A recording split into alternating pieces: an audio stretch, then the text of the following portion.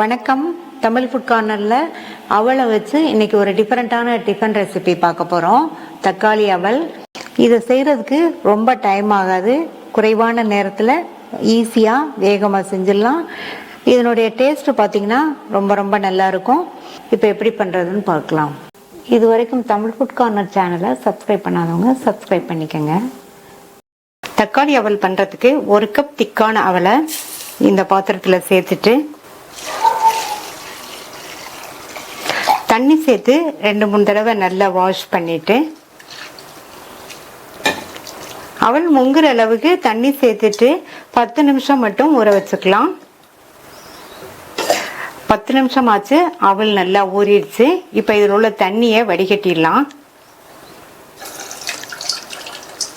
இதில் உள்ள தண்ணி வடிஞ்சிட்டு இருக்கட்டும். அடுத்து இந்த பேனில் 1 டேபிள் ஸ்பூன் எண்ணெய் சூடாயிடுச்சு. அதில் 1/2 டீஸ்பூன் கடுகு பொரிஞ்சதும் அதில் 1 டீஸ்பூன் கடலைப்பருப்பும் 1/4 டீஸ்பூன் சீரகமும் சேர்த்து நல்லா பொரிய விட்டுருங்க.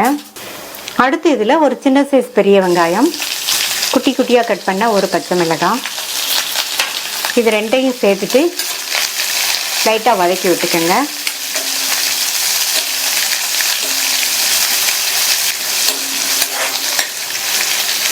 லைட்டாக வதக்கியாச்சு. இது கூட கொஞ்சம் கருவேப்பிலை இலைகளும் 1/2 டீஸ்பூன் இஞ்சி பூண்டு விழுதையும் சேர்த்து வதக்கிக்கலாம். இஞ்சி பூண்டு விழுதோட பச்சை வாசனை போக 1 நிமிஷம் வதங்கட்டும்.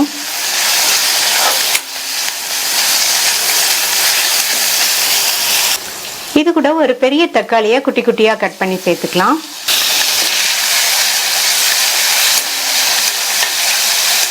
நம்ம சேர்த்த தக்காளியையும் லேசாக வதக்கியாச்சு. இது கூட 1/2 டீஸ்பூன் காஷ்மீர் சில்லி பவுடர், கொஞ்சமாக 1/4 டீஸ்பூன் கொத்தமல்லி தூள், 1/4 டீஸ்பூன் கரம் மசாலா தூள், 1/4 டீஸ்பூன் மஞ்சள் தூள், இதுக்கு தேவையான அளவு உப்பு. நம்ம சேர்த்த அந்த மசாலா தூளோட பச்சை வாசனை போக ஒரு 2 நிமிஷத்துக்கு மட்டும் வதங்கட்டும்.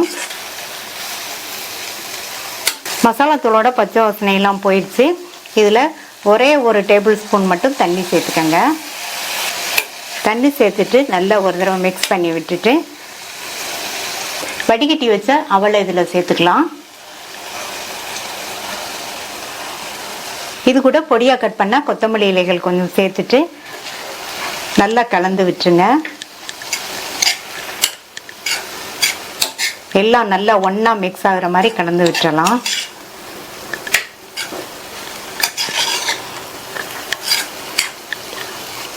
நல்லா மிக்ஸ் பண்ணியாச்சு. அவல்லாம் நல்லா சூடு ஏறிடுச்சு. இதில் 1 டீஸ்பூன் மட்டும் நெய் சேர்த்துக்கலாம். நல்லா வாசனையாக இருக்கும்.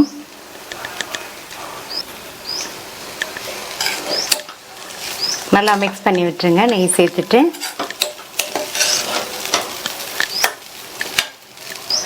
மறுபடியும் கொஞ்சமாக கொத்தமல்லி இலை தூவிட்டு ஸ்டவ் ஆஃப் பண்ணிடலாம். நல்லா சூப்பராக ஈஸியாக வேகமாக பண்ணக்கூடிய தக்காளி அவல் ரெடி ஆயிடுச்சு.